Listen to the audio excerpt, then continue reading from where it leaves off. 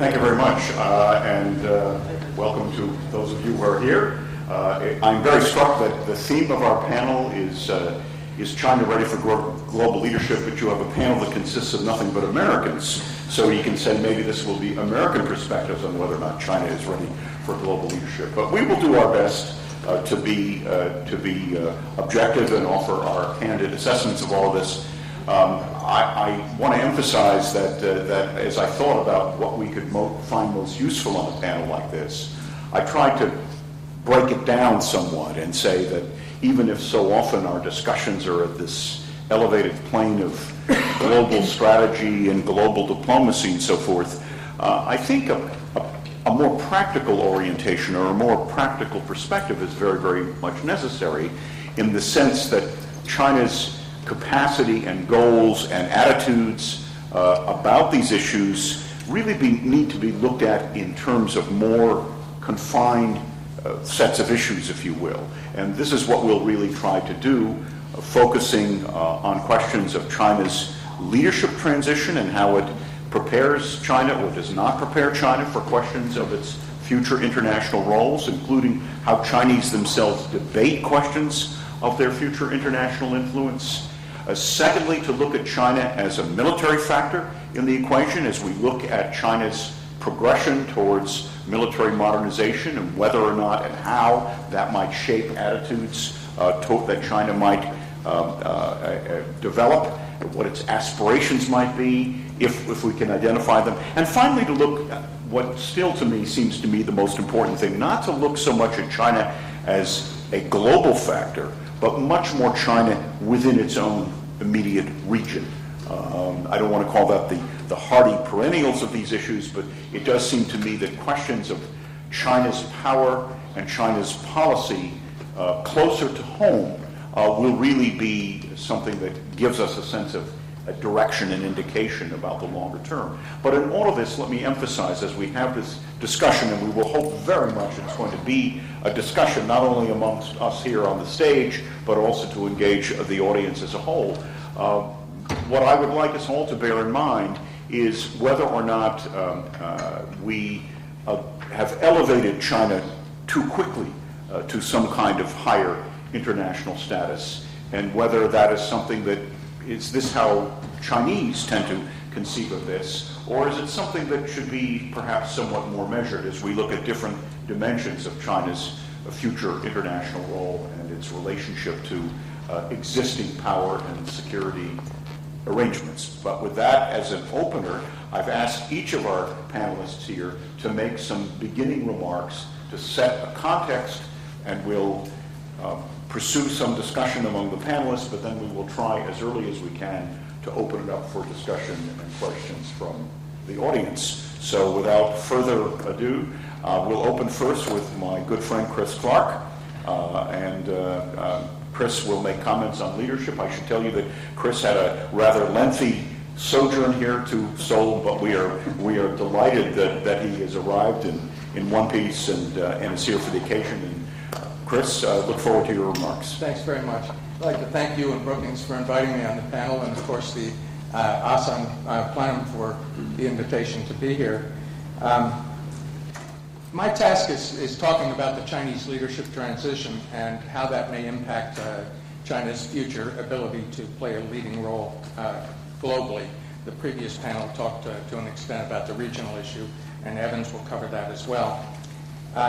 So I'm going to take a little bit of a detour and talk about the transition itself and what that may tell us about the preparation that the Chinese leadership has made to play that kind of a role in the future.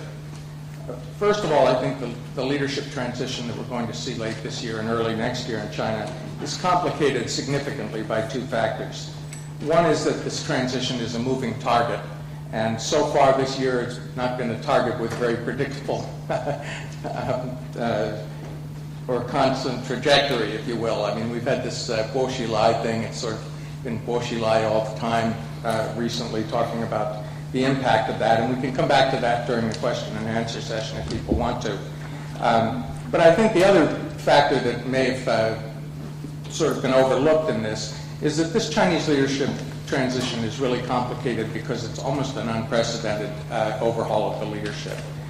It'll be the first leadership overhaul since the late 1970s, according to some people, or as I would put it, without adult supervision, without the Long March veterans around to predetermine the outcome of it. Again, some analysts have looked at this and said that this may be the largest transition since the late 1970s. Prediction is obviously a risky thing, and we've heard about that earlier in the previous panel as well, when we were talking about the Politburo Standing Committee, for example. But I'd like to make a few types of predictions that I think will bear on the issue of China's future leadership role and on a global basis. First of all, as I said, this is the first major overhaul of the top party, military, and state leadership that will be made without having been pre-cooked by the party elders of the Long March generation. Hu Jintao had been handpicked well in advance. Xi Jinping and Li Keqiang were picked by the current leadership. But one of the things that strikes me most powerfully about this leadership is the failures to prepare for this leadership transition.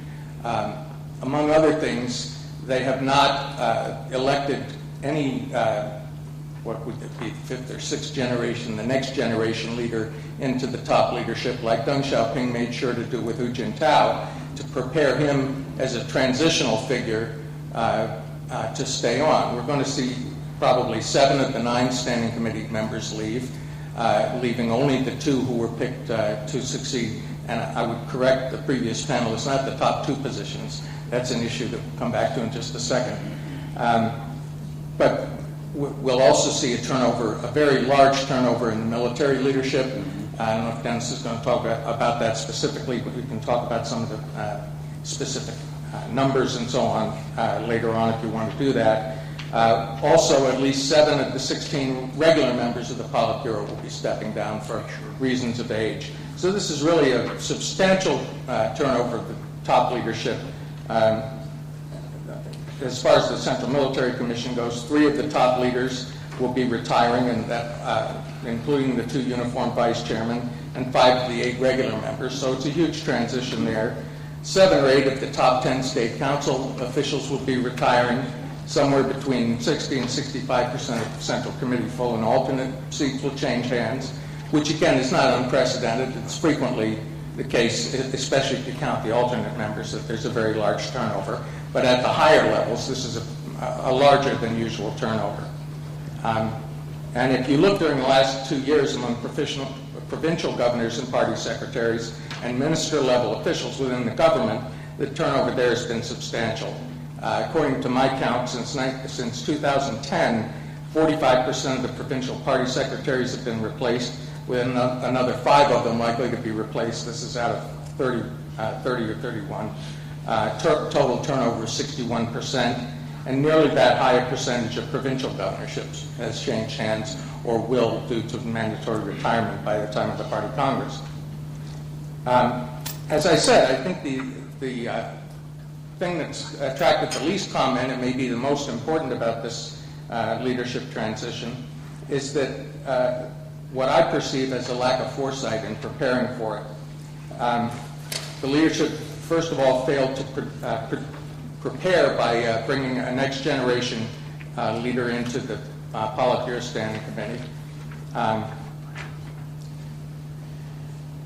It also has failed to bring in new members of the Politburo with obvious expertise in some of the key areas that they're going to need to fill when the Standing Committee members leave. As a specific example, the security realm. There is no Politburo member now eligible in the security realm to step up into the Zhou Yongkang security position.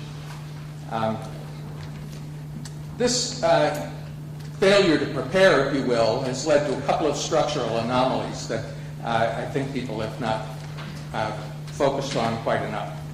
One is, as I referred to, this not being the top 2 people, but actually, traditionally, the number 1 party member of the Politburo Standing Committee is General Secretary, who's Central Military Commission and President.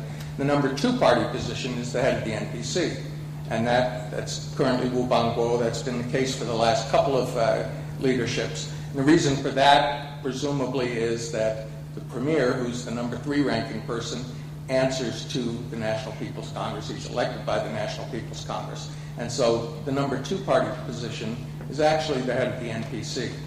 There's no obvious candidate for that position.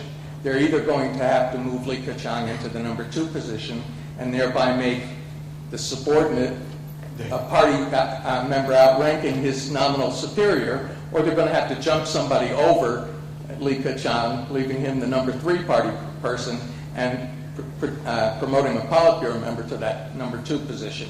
So they've not thought through the implications of that, I think. For what it's worth, my guess is that their utility infielder, Jiang Keqiang, is probably going to be the guy who they move to the NPC.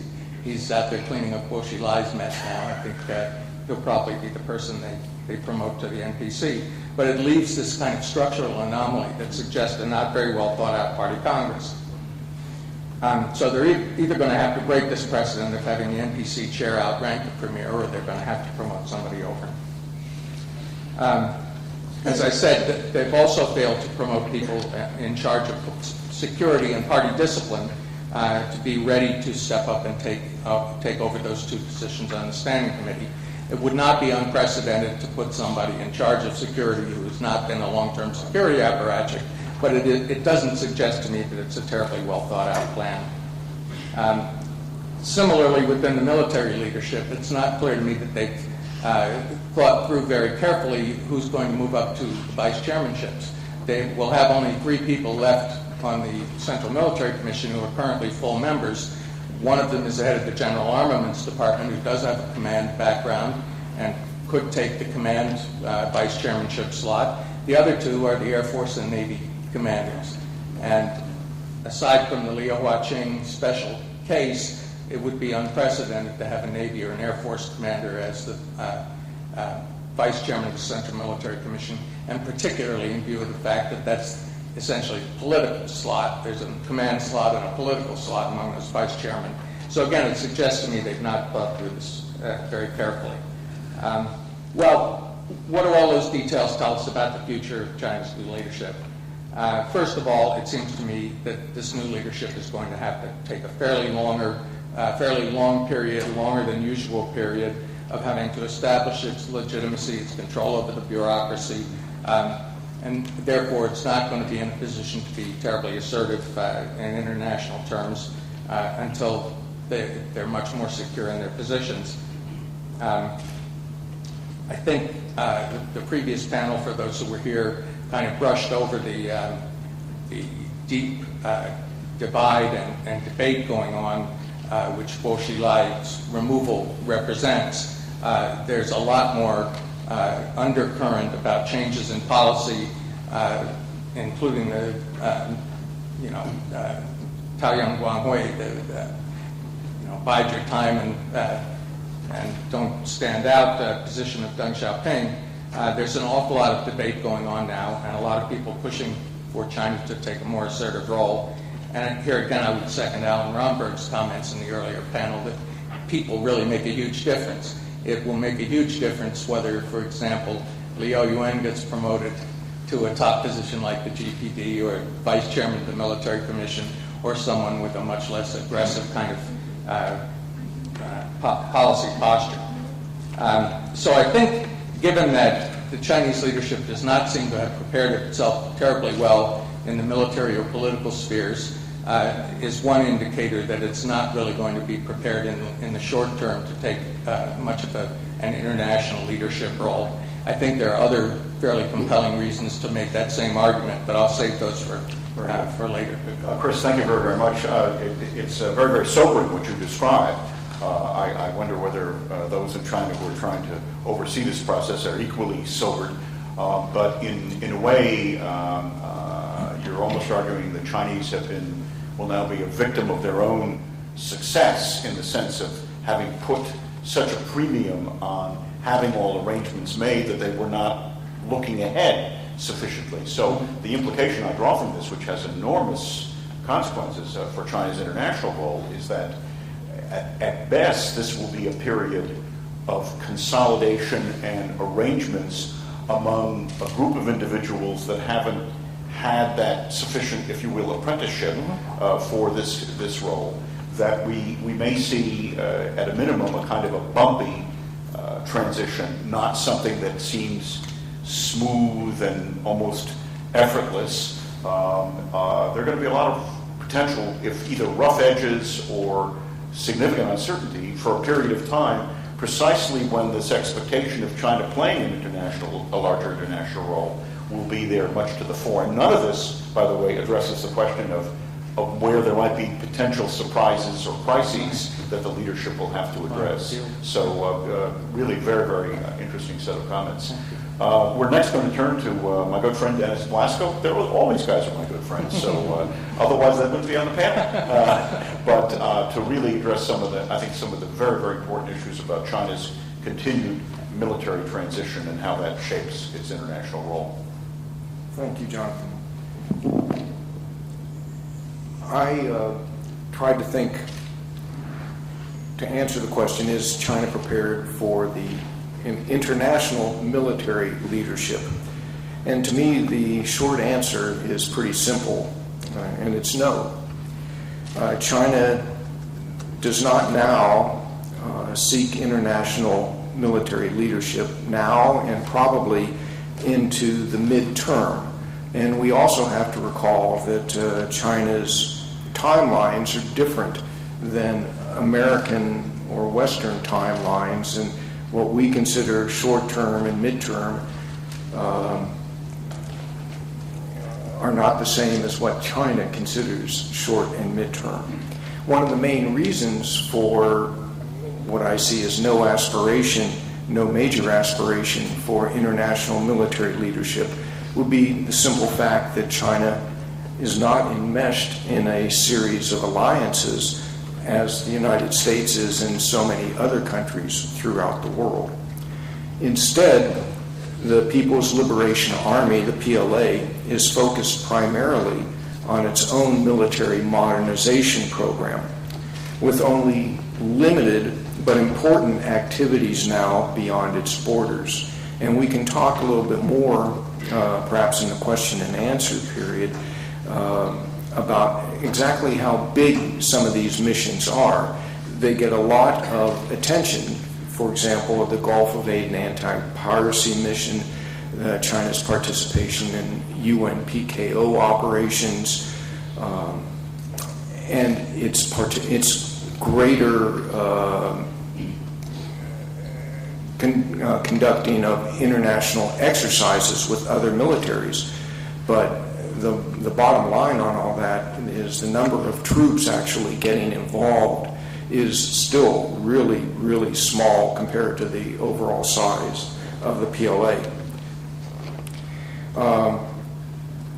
As to the general outlines of its military modernization, I believe that the PLA and China in general has been fairly clear about its strategic intentions. Its doctrine today remains strategically defensive, focused primarily on defense of the mainland and its coastal waters out to 100 or 200 miles. But it is gradually, and an important word with all of the PLA is gradually expanding its operational reach. It's doing this gradually because the PLA understands, the PLA leadership and the CMC and party leadership understands that money and hardware or equipment, the things that we in the West normally look at the PLA and make our judgments by, that money and hardware are not as important in their modernization as what we would call the software elements of modernization, i.e. the personnel development, the development of doctrine, improvements in training and logistics, improvements in force structure, and command and control throughout the forces. From my perspective, that's really what the PLA is working on right now the hardest. If we examine China's multi-level deterrence policy, I think that gives us a much better look into China's actual aspirations for where its military is going than if we just look at the equipment and money that's going into the PLA. And I would hope that we can talk more about deterrence in the either Q&A or in the crosstalk here. As I mentioned before, China has done in the past 10 years or so some important activities beyond its borders. And in that same period of time, it has focused a lot of training on a secondary mission, something that we in the United States called military operations other than war. And the Chinese still use that term. Or it's also called non-war actions or non-traditional security missions.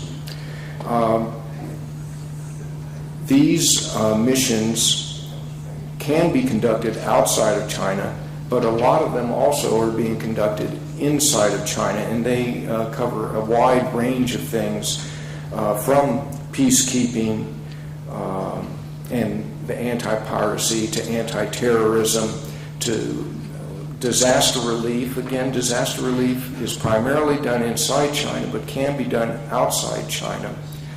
And then a lot of other missions are all included in this umbrella of non-traditional security missions.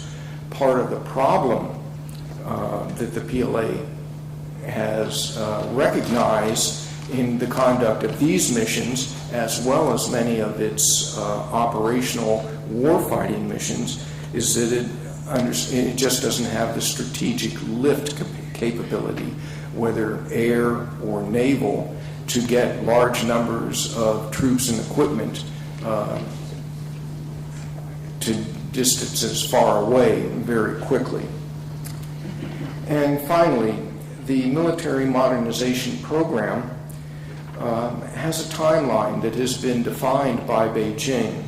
They defined it in public to us in 2006 with milestones at 2010 and 2020 with a completion date at 2049. And in 2006 they defined that goal for completion in 2049 or 100, or the mid-century is what they say, but 2049 is the 100th anniversary of the founding of the PRC, and they defined that goal as to be able to fight and win a local war under informationalized conditions. 2 years later, they redefined that goal just to be to complete modernization by mid-century. I believe there they understood, if in 2049 we're only going to fight an informationized war, we may be about 40 years behind the time. So I think they've opened up their goal to be, well, we're going to be ready to do what we need to do at 2049. And perhaps at that time, when their modernization program is complete, they also have completed all their studies about taking a more active leadership role in some military missions outside of China.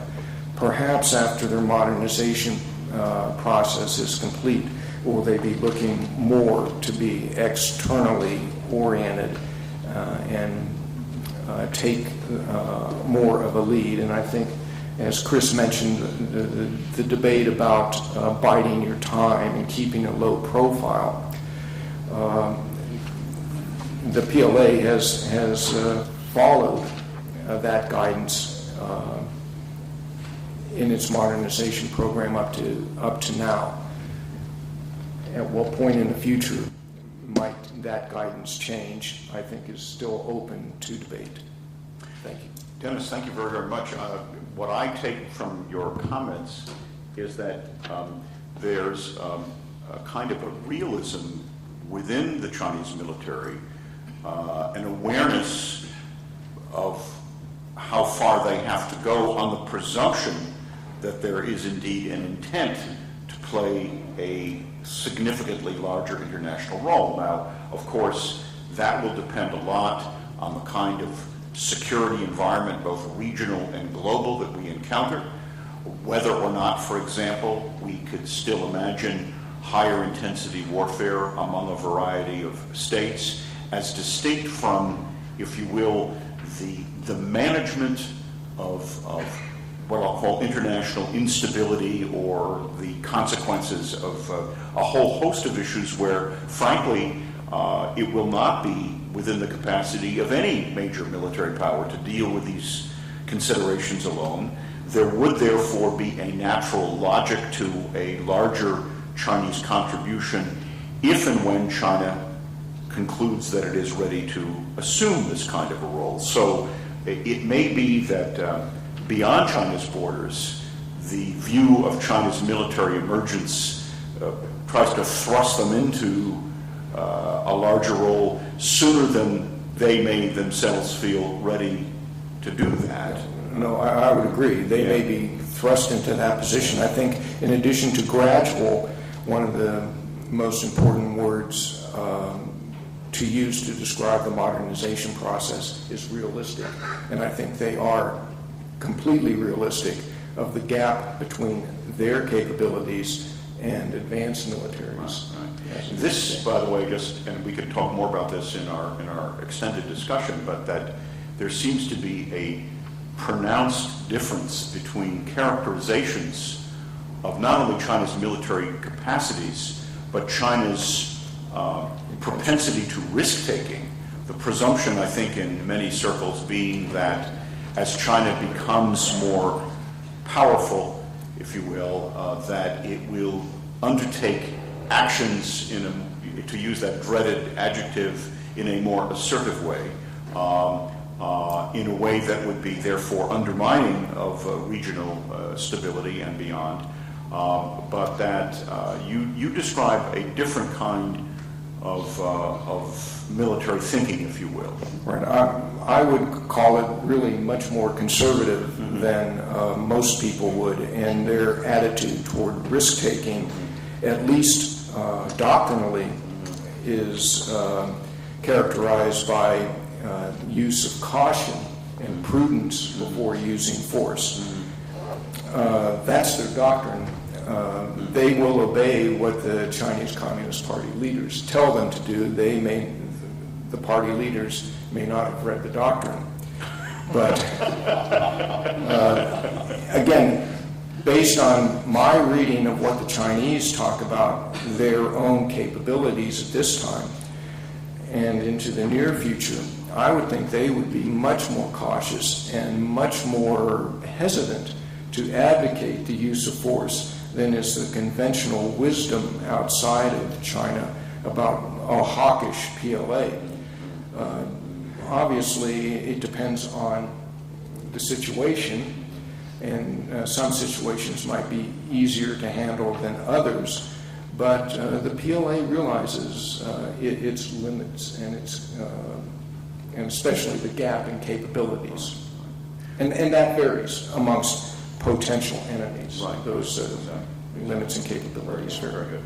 Well, next we're going to turn to Evans, Revere, and Evans is, I think, going to, in talking about China in its regional context, pinpointing what seem to me to be potential, shall we say, trouble spots, issues that, as China becomes a more consequential power, by whatever definition,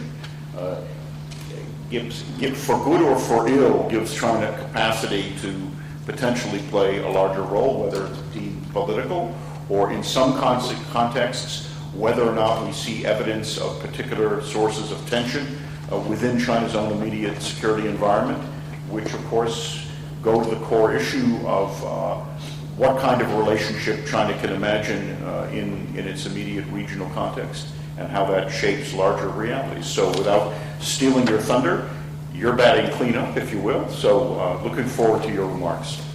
Well, as payback to Jonathan for having me be the last batter, the last presenter at the end of a long day in front of a very jet-lagged audience, I thought what I would do is to be even more provocative than I normally am. Wow, okay. So let me try this on for size here. Let me first say that I'm honored to be a part of this panel with this distinguished group of friends and colleagues, longstanding, and a particular note of thanks not only to Brookings for having me here and hiring me on as a non-resident fellow. What that means is I play a lot of golf rather than go to the office. But also a note of thanks to my old friends at the Asan Institute, an institution that I am a big fan of.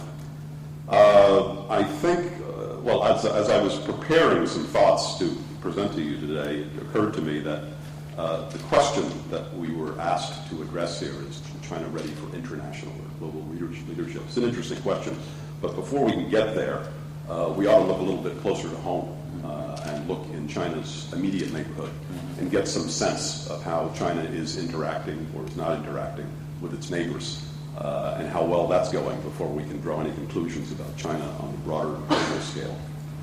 And then, as I looked further at the question, I also began to think that maybe we're asking the wrong question. And the question for me is not so much, is China ready for regional leadership, but is the region ready for Chinese leadership? And that was sort of my takeoff point from my assessment that I wanted to provide you with here today. And I am going to be, as I said, a little more provocative than I normally would be, in the hope that we can stir up something here and stir up some good debate during the Q&A period. One of the components of leadership, obviously, is that you need people who are prepared to be led. You need an acceptance of the notion of the leader. And if that is part of the definition, then I think China is a long way from being in a position to be the leader of the East Asia region, which is the region that I am dealing with in my remarks today. There is very evident nervousness, concern, I could use a few other words, antipathy, perhaps is one of them, as you look around the region to the notion of Chinese leadership. Certainly nervousness, and perhaps more than that. And there's not, quite frankly, at least in my assessment, not a lot of support for the notion of an East Asia region with China as the lead dog in the pack, if you will. And the reasons for that, I think, are fairly obvious. You don't have to look very hard or very far to find them. China's military modernization effort has unnerved a number of players in the region. There is a lack of military budget transparency. Military doctrine may be clear to military people, but for many political and diplomatic and security leaders and thinkers around the region, there is a lack of a clear sense of China's game plan for the region, China's ambitions in the region, and even China's intentions in the region. And those problems, as serious as they are, I think pale in comparison to some bigger issues. There's a lot of baggage in this region when it comes to China and its neighbors. There's historical baggage. There is territorial baggage, and that's what I want to dwell on for a few moments here. There are some critical flashpoints around China's periphery that jump to mind when you think about this baggage issue that I just raised, and that is these territorial concerns, historical concerns about this island or that dotted line or that piece of territory or that border. And all of these things, I think, feed the concern and even the antipathy that I referred to a few moments ago, whether it's Japan, whether it's Southeast Asia, and even here on the Korean Peninsula. There are still some residual issues left over from the past that have not been resolved that cause people to look at Beijing very differently and through a very jaundiced eye, if you will. These flashpoints have occasionally become more than just flashpoints. We've actually had physical confrontations, one very recently between China and the Philippines. And so they're a constant reminder to some of China's neighbors, many of China's neighbors, that these issues are there, they can continue to crop up, and that the Chinese are not shy about being willing to either throw their weight around or say that they're going to throw their weight around. And that, of course, is causing some concern in the region.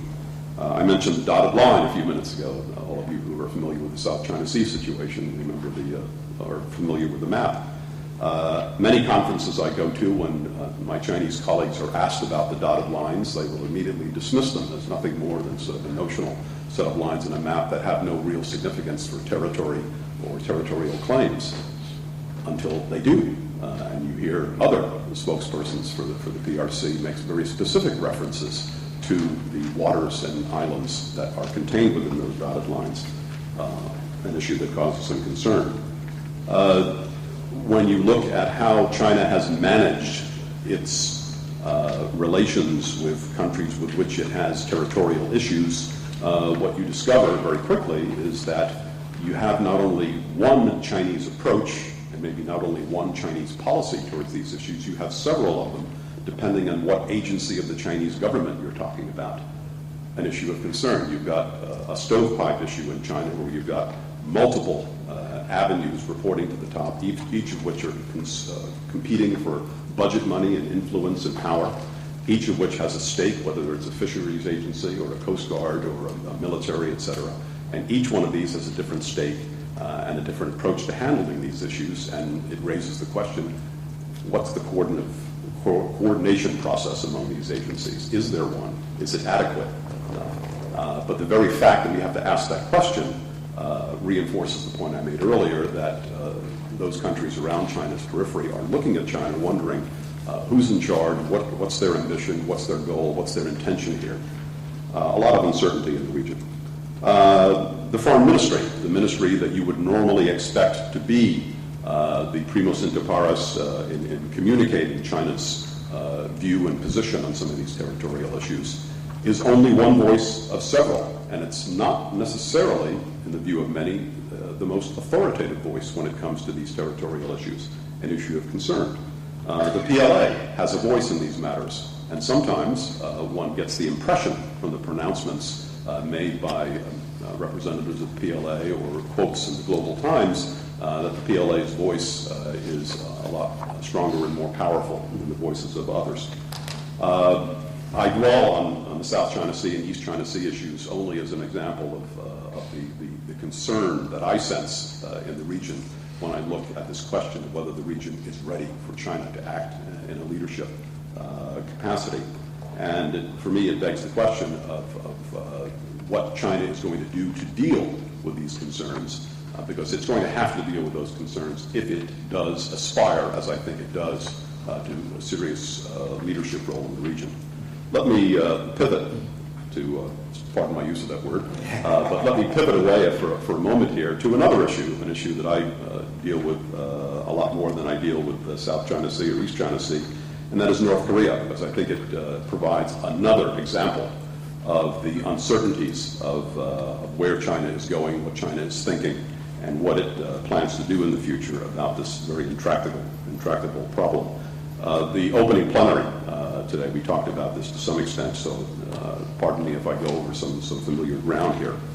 But I think China's current approach on the Korean Peninsula, its relationship with North Korea, does raise some very serious questions about China's leadership role and its capability of being a leader in the region.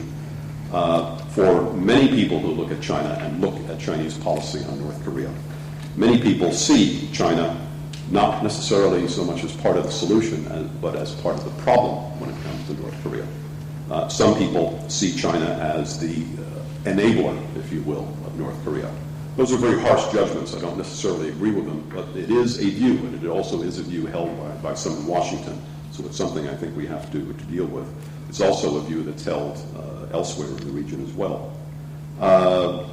While those may be very harsh judgments, I think it is fair to say that if you look at the history of the interaction between Beijing and Pyongyang, particularly in recent years, you come away with the sense that China values the very tenuous stability that exists on the Korean Peninsula a lot more than it fears the consequences of a nuclear-armed North Korea.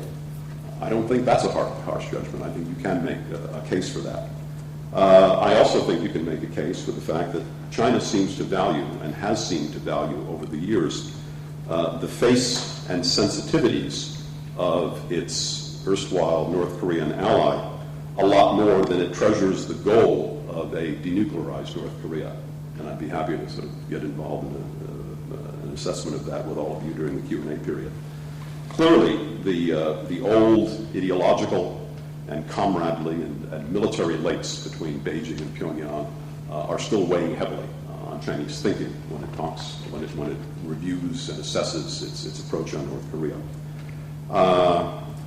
But there's also a bit of irony here, because when you think about China's approach to North Korea and why it acts the way it does, you get a North Korean approach vis-a-vis China that's very different from that. The North Koreans, they value their nukes and their missiles and their military first policy a lot more than they seem to value the face of their Chinese ally. And we saw that, an example of that only recently, when, as many of us know, the Chinese intervened very strongly and at very high levels in advance of the announcement of the missile launch, only to be, as a good Chinese friend of mine told me when he shared this story with me, only to be slapped away, that's the word he used, slapped away by Pyongyang. A loss of face for China? I think so. The bottom line, I think, for China, when it looks at North Korea, when it acts the way it has in this protective role, watering down UN Security Council resolutions, not responding as it should have, I think, to the Yonpyong and Cheonan incidents, the bottom line for China is that its solicitousness of its next-door neighbor and ally has not delivered the goods. It has not delivered an improvement in North Korean behavior. It has not brought us any closer to a denuclearized North Korea, and it certainly has not managed to control North Korean behavior, I think. And North Korea continues to show consistent disregard for China's concerns. And so my sense is, the bottom line here is that if China wants to be seen as more of a leader on this issue and be seen as more of a leader in the region, it needs to rethink its nostalgic links with the DPRK. I think these links have only served to hold China's peninsular policy hostage to the whims of a risk-taking and defiant North Korea. I'd be happy to talk some more about that.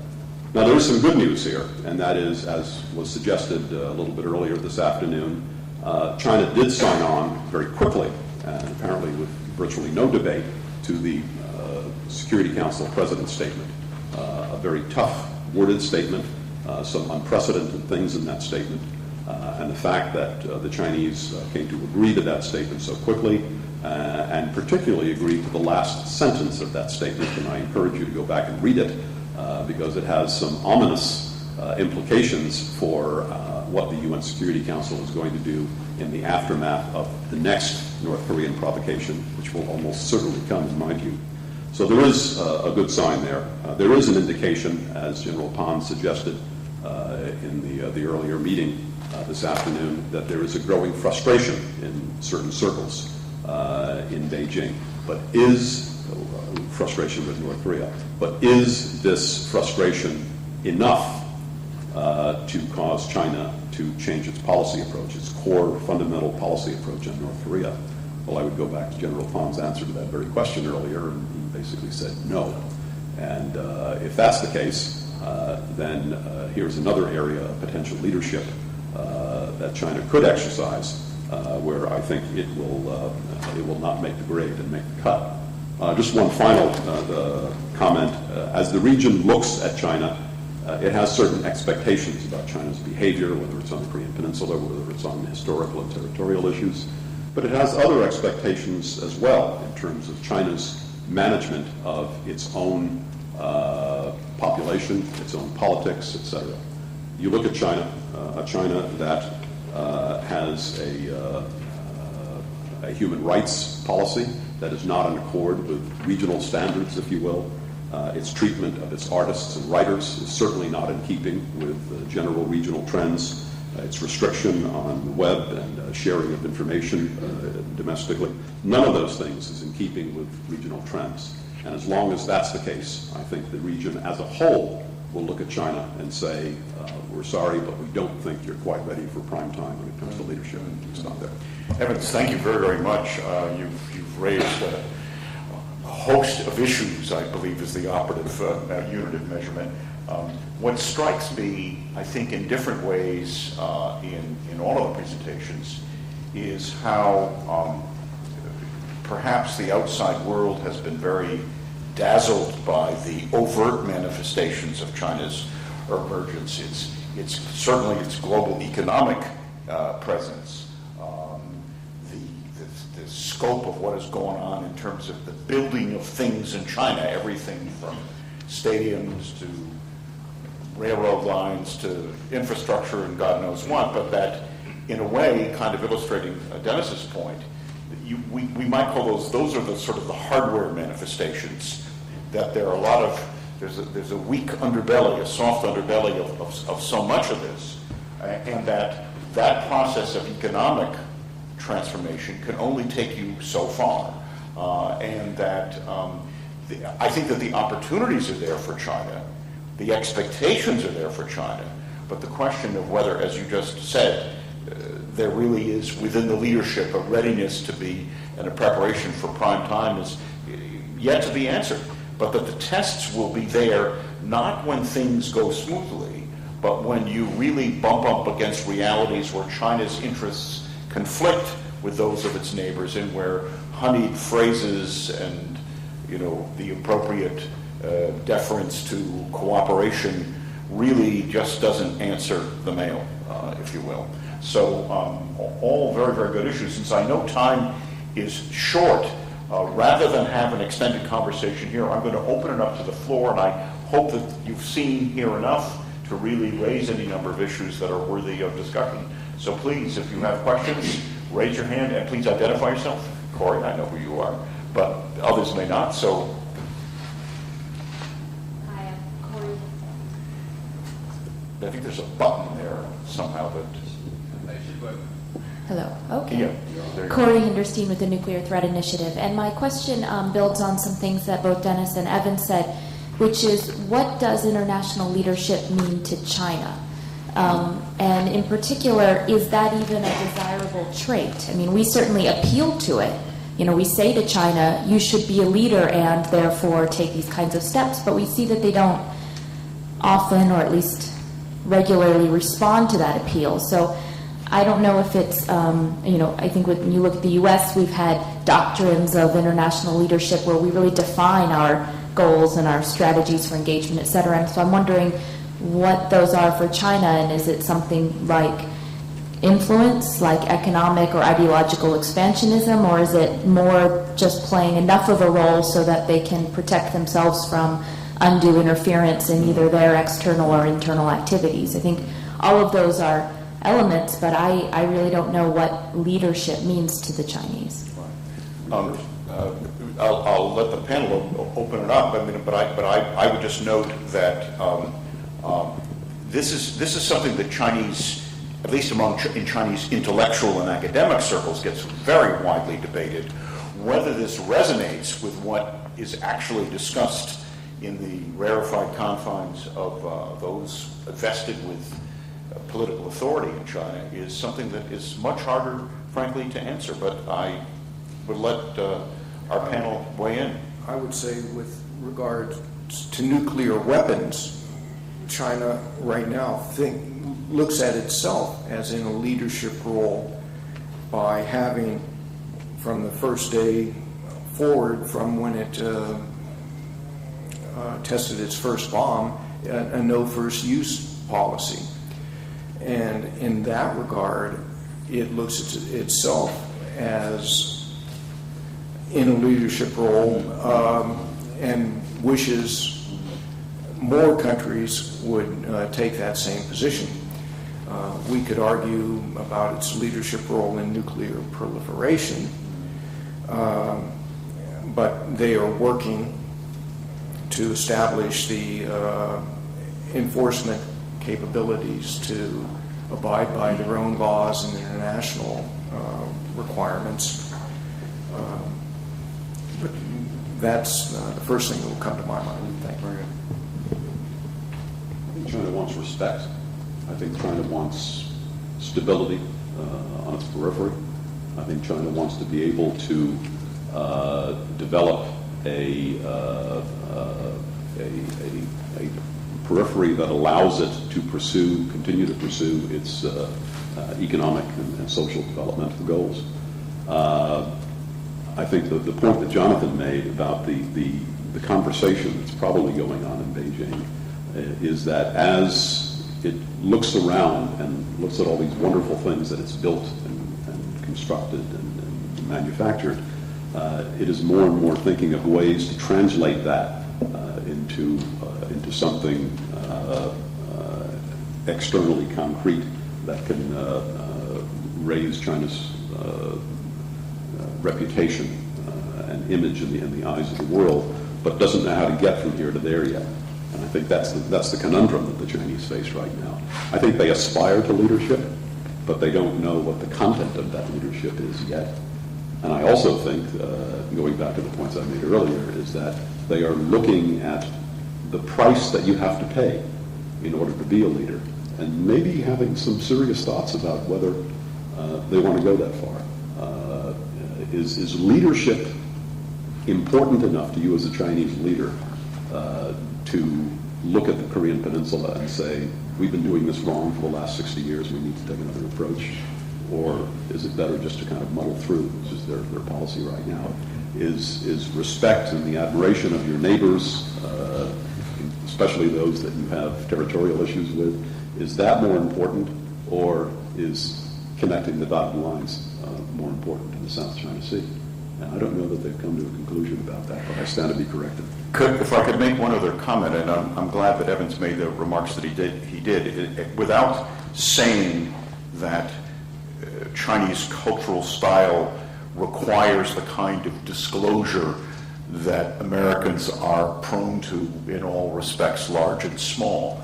There is a question of whether the leadership of China is prepared to acknowledge much more openly. I mean, we're all frustrated, frankly, by often the pat kind of answers we get that they will repeat them and repeat them and repeat them. Whether that's because they don't have a better idea of how to get from here to there, or whether that there is just this severe inhibition on the airing of these kinds of differences and grievances and all that. So often we may find out about things after the fact. Even if we take, again, the Bo Xilai case as an interesting example, I think it was widely recognized that his prospective promotion was a very contentious issue with China, but no one should have assumed that there was going to be any kind of disclosure about this. So even now, at this moment where, of just sort of breathtaking events and what have you, there is still an effort to keep a lid on disclosure, and not to switch gears too much into domestic politics, but one of the immediate issues is, will this man go on trial? And will there be an open trial in some sense? China has a certain experience with show trials. The Gang of Four was put on. That's where Jiang Qing, Madame Mao, when given her chance to speak her piece, said something to the effect of, I was Chairman Mao's attack dog, and when he said bite, I bit. Whether we would have other memorable quotations if there were such a thing. So does this reflect, frankly, at some level, an unease and insecurity on the part of Chinese about how they go about their affairs? I mean, all countries have to come to terms with the problems they face, but there seems to be still a kind of a style here, a real unease about I call it airing of dirty linen or relevant uncertainty, rather presenting, at least to themselves or to their own citizens, almost the appearance that there is no problem when often there is. So I don't know, Chris, whether you want to... Maybe I can make a quick comment on that. I was thinking through some of the implications of what Evan said about China aspiring to leadership, and I'm not so sure that's correct. Going through area by area, I can't think of one area, whether it's trade, the UN Security Council, or any other area, where the Chinese have proposed a program where they stand for something other than sort of not letting things move too quickly or not letting things disrupt their preferred pattern of behavior. So I don't know what, again, it comes back to your question, what would the content of Chinese leadership look like? The Beijing consensus. I think that's a red herring. You know, I don't think there's even a consensus in Beijing on the Beijing consensus. But I'm not sure the Chinese aspire at this point to leadership, and I think it does reflect an insecurity about their own capabilities, an insecurity about their own political position. Yes, very good. Well, I saw a lot of hands go up. The first one I saw is my old friend Gennady Chufrin, so I've identified you, but you should identify yourself for everyone here. My name is Gennady Chufrin. I represent here the Institute of World Economy and International Relations. And I have a question to the panel, and I don't know who of you gentlemen would like to respond to that question. China is a co-founder of the Shanghai Cooperation Organization. Well, some experts claim, even in my own country, that China is posed for domination in this organization. But it is not quite clear which way that domination may proceed.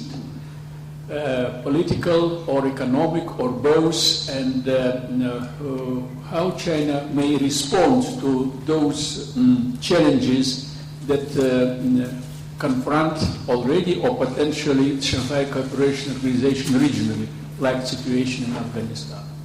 Thank you. Anyone want to have a crack at that? I'll take a preliminary try, and you can correct me if I'm wrong. My sense is that the Chinese role in the Shanghai Cooperation Organization is essentially a defensive one. It's to, again, insulate their borders from the potential of growing U.S. influence, certainly from having a predominant Russian influence in the areas around them. It's essentially a defensive mechanism on their part. And that doesn't require a lot of leadership. It doesn't require a positive agenda to accomplish things. What it requires is keeping everybody talking and not having very much happen. And that's, I think, pretty much been the history of the Shanghai Cooperation Organization. I think that's a very, very effective answer. I mean, again, it's just a reminder to us about China's strategic horizons. So often are very much focused on, again, conceptions of insulating China from perturbing influences, reacting sometimes in ways that cause heartburn elsewhere to what are perceived, correctly or incorrectly, as potential intrusions into China's sovereignty and well-being and so forth, whether this is on land or increasingly in the seas. But that's the reality of circumstances. Yeah, I'd like to just make a quick comment on that, if I may. I think we ought to distinguish between those issues which China has identified, not necessarily as their core interests. Yes. Those are very limited. Yes. But as their important interests, which would include the South China Sea, right. would include issues of territorial dispute with Japan. On those, they tend to be much more assertive. On those, they occasionally slide over into military action or quasi-military action. Once you get beyond those issues, that's when I think China is very cautious, very defensive, very status quo, if you will. Yes. Could I just mention? Please, go ahead. And I will indulge our host. It says please end, but we were told we had till 6:50.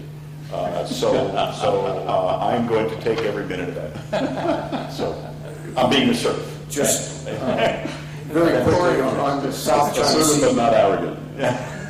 Evans and Chris just mentioned, I think personally the South China Sea is a good example of the PLA not taking an international leadership role. And in fact, it's been Chinese government policy for 5 civilian law enforcement paramilitary organizations to be in the forefront. The military may be over the horizon, but there's a whole lot of a difference between a fisheries vessel and a maritime surveillance vessel out there painted white than a gray frigate or destroyer. Absolutely, very good point. Yes. And I think politically as well, the Chinese have been very careful to keep this segmented into individual country negotiations or talks. Right. That's not a leadership role to try to solve the issue. Right. Yeah. I see a number of hands that have gone up, and I'm just going to sweep across to the back row. I see a hand just... Thank you. I'm Ian Beck from the London School of Economics. The panel has concentrated on security and political leadership, and yet, as Jonathan reminded us, China is now the economic powerhouse. So to revert to it's the economy stupid, can you see China taking a much more extensive economic leadership role, and if so, what form would that take? I'd be happy to take a preliminary shot at that. I don't see them as having made an effort to take a leadership role in the economic sphere. If anything, they've again been on the defensive in the international economic fora, such as the WTO round. They have not shaped their own economic agenda to try to pursue. What they've done is to try to prevent others from impinging on their ability to go forward with their modernization, to influence their own internal policies on industrial policy, for example. So that, to me, is not a leadership role. It's, again, a very defensive kind of position. In the interest of giving everyone a chance, moving across. Yes, yes, right there. I come from Beijing. I'm a Chinese scholar. But when I came in this room, I feel very, very surprising. All speakers are Americans, but all listeners are Chinese. So I have a question. But it's a panel later where all the speakers are Chinese. The listeners will be American. So I have a question. China is a rising power. It's a fact. But I don't think China has ability or capability to lead the world. My question is, only if we prepared for international leadership, do you think how many countries will accept the Chinese leadership? Thank you. I think Evan spoke to that. I answered the question earlier. Yeah, I think you spoke to that earlier. I would only say that the question, as always, is are conceptions of leadership based on some sense of agreed upon rules, arrangements, dare I say, norms. And the challenge, I think, in part for China is how does it move from this, what we are calling this very self-protective behavior, particularly when China was not a consequential international actor, to use an American metaphor, kind of step up to the plate in baseball terms. I'm not trying to say we have to use American definitions here, but the larger challenge, it seems to me, that confronts China is there a conception here, again, for China to play a leadership role where these conceptions are shared? Now, frankly, that's an issue not just for China. That is an issue very, very much for the United States and for others. How is China meshed in this larger international environment? That's an issue for everyone to address. It's not something for simply the United States or anyone else to assert, here's exactly what you must do. That's not going to work. But the larger transition, it seems to me, in international politics as a whole, will be very much in this century, whether or not there is some set of arrangements that all, in some significant measure, can agree to. I think there's an interesting paradox here that the U.S. Government frequently asks the Chinese to take a leadership role, but it's one of those issues where you have to be careful what you ask for because it might actually happen. when the Chinese do take a leadership role, it's not always the kind of leadership that we would like to see. Precisely. So there are a lot of issues to be worked out on that. Also, I just might add that some countries, the further you go from China, might have more or less wariness about China's leadership role. Say, for example, Africa or South America. Yes, yeah, that's a good point too. Yes, Lee.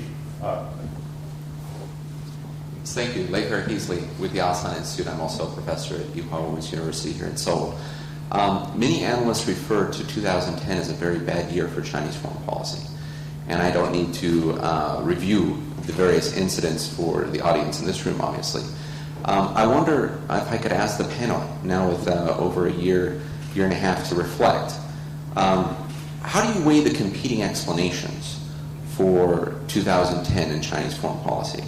But recognizing, of course, that there's only so much we can do to connect the dots. I myself have argued against being able to connect all those dots in 2010. But I don't think we've really come to any sort of level of reasonable analytical agreement about the competing explanations for what happened in 2010. I'd love to hear your weighed explanations about perceptions and misperceptions of decline in U.S. power after the global financial crisis, the fact that maybe Chinese leaders don't want to look weak ahead of the power transitions, something that was raised about the different parts of the Chinese government having very different policies on different issues. I wonder how you might weigh these and some other explanations that have been given for 2010 Chinese foreign policy. I was going to say we could have an entire panel on that, but if brevity being Revere being a diplomat, really knows how to kind of former retired. Just a couple of sentences on that. The word dazzle came up earlier in terms of describing our perceptions of China and whether it was on its way to an international leadership role. I wouldn't underestimate the degree to which China dazzled itself into a similar notion during that period, whether it be Taiwan policy, whether it be the Korean Peninsula, whether it be relations with the United States, more assertive posture in South China Sea, East China Sea, et cetera, et cetera. I think the important thing for me right now, analyzing China, is they stubbed their toes and have backed off that, and I think have reassessed the value of that kind of an approach. And so I think we're in a better place than we were. But I think that all of the things that were on your checklist of reasons for this are probably true to one extent or another. But also, there was this sense of self-delusion, if you will, that they could reach further than they actually could. And I think that was probably part of it. I think that's right, and I would just point out that it's not the only time this has happened. If we remember the rocket shots across Taiwan's bow in the mid-'90s, there were many Chinese leaders who thought that had been successful. Right. Certainly that wasn't the perception here. It wasn't, in the U.S., it wasn't the perception on Taiwan that it had been a major mistake on their part, and they did subsequently back away from that kind of confrontational approach. I just want to note in a preview of coming attractions, we will have a panel tomorrow morning on U.S. strategy in East Asia, and part of what I think I will likely address will be how Chinese are reacting and responding to what are perceived as shifts in American strategy, and whether or not that is generating some kind of serious assessment in China about how they've gone about the exercise of their power. So I believe there was a question here. Yes. Sure. I would like to ask you, I mean, you just mentioned... I'm sorry. Chip Pitts from Stanford. I'd like to ask, picking up on your comment about global norms, Jonathan, and Evan's comment about human rights, if you could elaborate on that. I have seen some movement in China over the last 15 years toward human rights, and of course, they've lifted so many people out of poverty, which is a human rights issue. But particularly when it comes to the economic dimension and corporate social responsibility, an area I've followed, many laws in the last 7 or 8 years especially, expressly adopting CSR, including the social prong. They don't always call it human rights, but the guidelines for state-owned enterprises, the new labor law, etc. What are the prospects for continuing that? I see China at the crossroads. Which direction will it take? Enhancing global norms, solidifying them, or regression? I think what we've seen in the last couple of years is clearly regression. there's been a slide backwards on the Chinese part in terms of tolerating dissent, in terms of even providing basic legal protection for individuals. I think that's not a sustainable policy, and the Chinese are going to find very quickly that that's not the way to preserve stability. It'd be interesting to see if this new leadership takes a different approach. Yeah. Very good, yes. Any other questions quickly? Just moving across. I see Ian Story in the back of the room. Ian Story, Institute of Southeast Asian Studies in Singapore. A very easy, straightforward question for you. It's become almost received wisdom that China and the United States are in competition in Asia. What exactly are they competing for? Is it leadership? Is it energy resources? Is it sea lane security? Is it... What exactly is it? I mean, I think they are in competition, but I think it's very difficult to pinpoint what they are competing for. I'd just like to hear your views on that. Well, it's not difficult to pinpoint that they're in economic competition. That much is clear. Some of the other issues you raise, I think, are more unclear and more debatable. Right. And I think that this will be addressed in tomorrow morning's panel. So be there or be square, as you said. So, yes, I see Alan Robert. Alan, you may, it's possible you will be the closing benediction. I'll make a comment to which you may respond if you wish.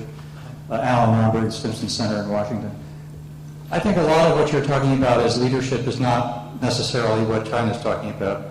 I think we're talking about influence, power, even what they accuse the United States of, which is an attempt to dominate.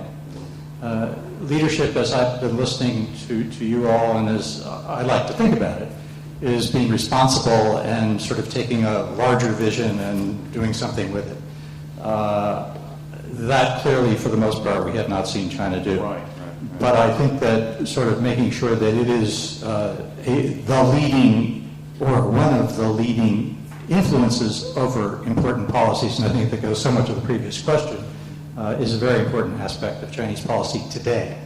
And so I think we need to be careful when we talk about leadership, what it is we're talking about. I think that's an excellent comment to... I would just challenge the idea that leadership necessarily involves responsibility. Stalin certainly took a leadership role in Eastern Europe. I don't think we would call that responsible. Leadership can be... it all depends on where you sit. He certainly led them in a certain direction. Let's see. We have indulged the audience and even our hosts to let us run, but I was told, I will abide by the rules. We are concluding at 6:50, and I guess we all convene downstairs immediately. But thank you all, and thank the panelists for their time. So please head down to the front lobby where our staff are waiting to escort you to the Lotte Hotel. Thank you very much. Now, please.